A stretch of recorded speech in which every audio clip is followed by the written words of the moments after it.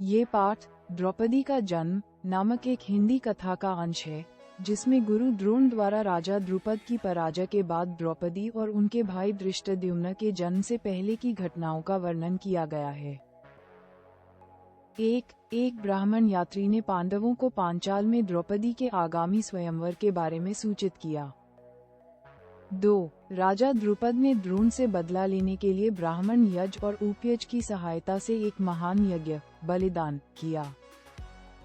3. यज्ञ की अग्नि से एक पुत्र धृष्टद्युम्न और एक पुत्री कृष्ण द्रौपदी का जन्म हुआ, जिनके बारे में भविष्यवाणी की गई थी कि वे क्षत्रियों और कौरवों का विनाश करेंगे।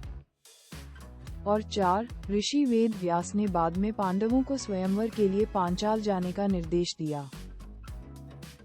अनुवाद। द्रौपदी का जन्म। एकाचक नगर में कुछ समय बिताने के बाद एक दिन एक ब्राह्मण भटकते हुए उनके घर आया। पांडवों ने उसका उचित स्वागत किया और पूछा, देव, आप कहाँ से आ रहे हैं? ब्राह्मण ने उत्तर दिया, मैं द्रुपद के नगर पंचाल से आ रहा हूँ। द्रुपद की पुत्री द्रौपदी के स्वयंवर के लिए अनेक देशों के राजा और महाराज वहां आए हुए हैं। पांडवों ने पूछा, हे ब्राह्मणों में श्रेष्ठ, द्रौपदी में कौन कौन से गुण और विशेषताएं हैं?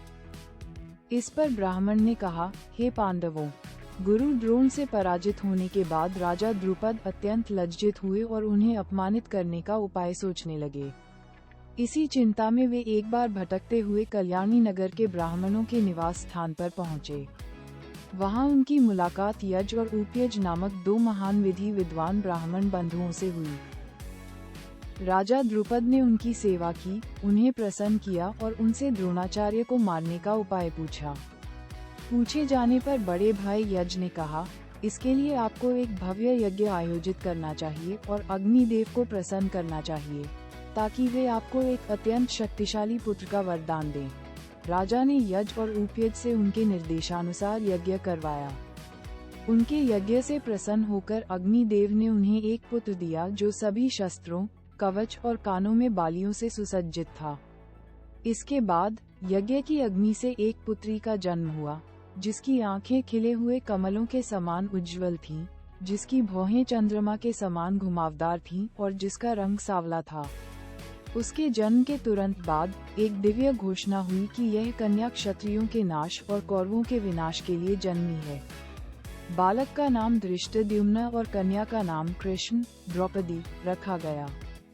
द्रुपद ने धृष्टद्युम्न को शिक्षा के लिए द्रोणाचार्य के पास भेजा और द्रोणाचार्य ने अपनी सारी शत्रुता त्याग कर उस लड़के को ज्ञान देना शुरू कर दिया। अब वह लड़की बड़ी हो गई है और अत्यंत सुंदर हो गई है और उसका स्वयंवर होने वाला है। उस ब्राह्मण के चले जाने के बाद वेद व्यास जी पांडवों से मिलने आए। वेद व्यास ने पांडवों को पंचाल जाने का निर्देश दिया।